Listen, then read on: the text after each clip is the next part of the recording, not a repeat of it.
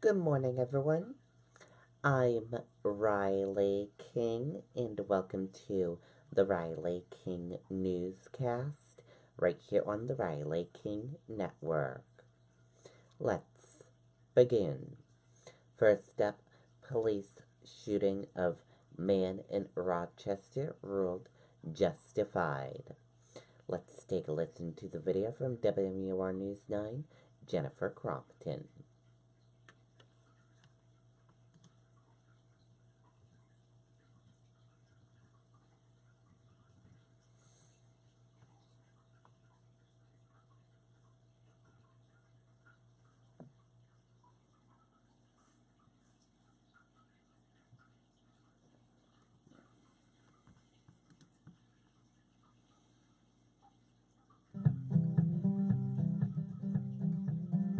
The look of the indoors has found its way out. The Attorney General's office walked through the evidence, including how police had been looking for 38-year-old Douglas Heath, wanted on multiple charges including drug trafficking, how a Rochester officer spotted him on August 20th, how Heath fled up Route 125, crashing at the Oak Street intersection. The entirety of the encounter between Mr. Heath and law enforcement, from his exiting the crashed SUV to the final gunshot, is about 15 seconds. Dramatic video shows just that, how Heath tumbled out of the damaged vehicle, laid on the ground, loaded a pistol, and despite commands to drop it, and with 4 officers on scene, fired. Let me see your hand! Let me see your hand! Drop your gun! Drop it! Drop your gun! Drop your gun!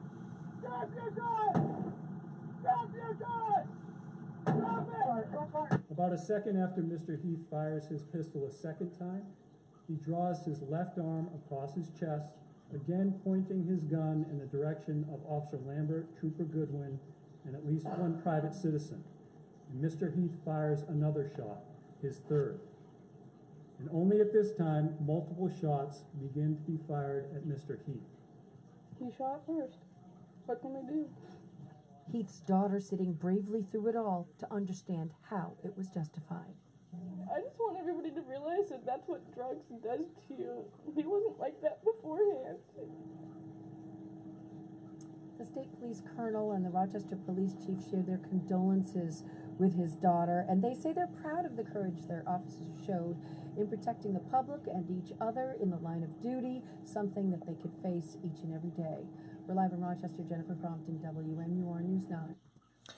Okay, and there you go on that video and that report.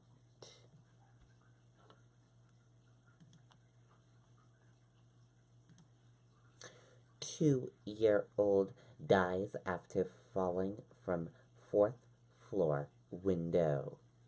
Let's take a listen to the video from WCVB Boston.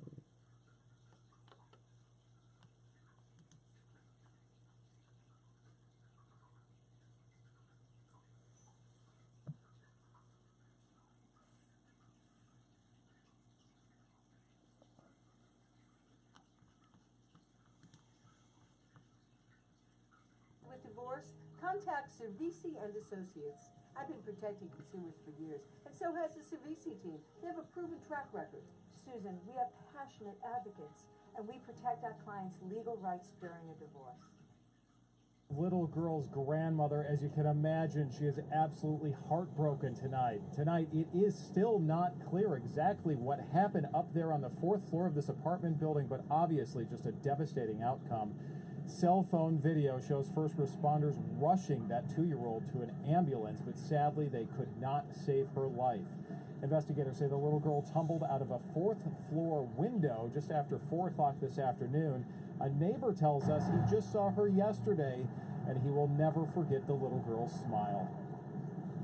A typical 2-year-old, always smiling, just happy. You still always talk to her on the elevator. She was kind of shy, but all she would do was she'd look at you and smile, I was just smiling all the time. Now, this is a similar window in a neighbor's unit. You can see that that window slides open. Again, not exactly clear how this little girl fell out of this window this afternoon. Investigators tonight offering few details.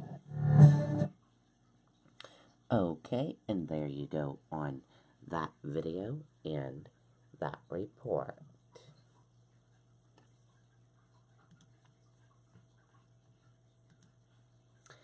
Young mother killed, child critically injured in I-95 crash.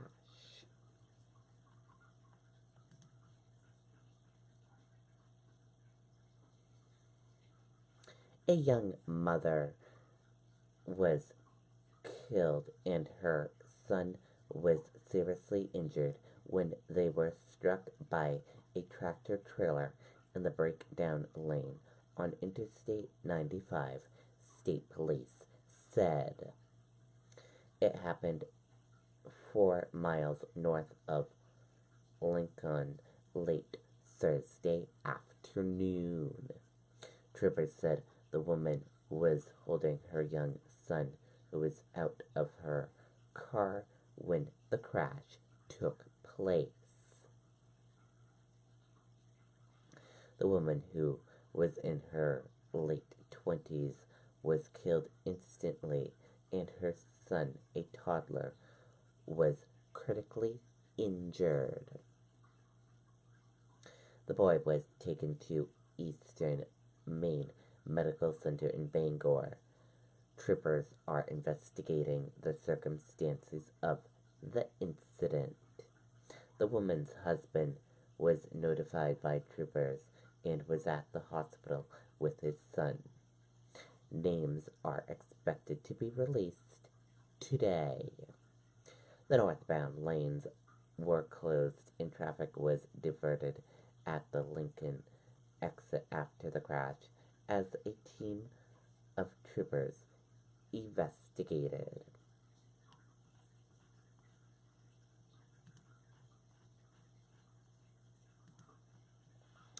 U.S. markets have a trade war edge over China accommodations.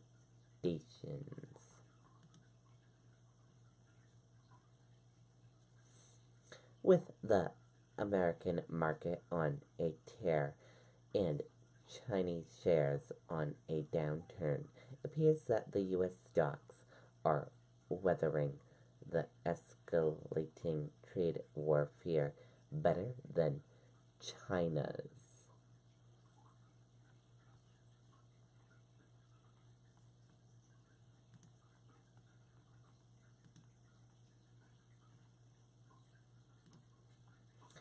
Nominee defends himself in op-ed, says I might have never been too emotional.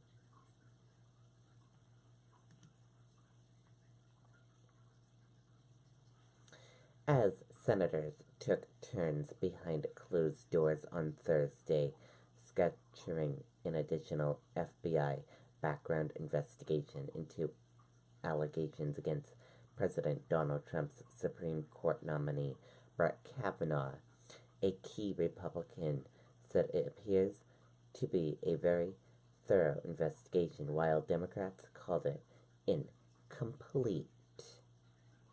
Ahead of a test vote Friday on moving toward a final vote Saturday, senators were going into a secure room on Capitol Hill called the SCIF, where one copy of the FBI report on the additional interviews agents conducted was available for review.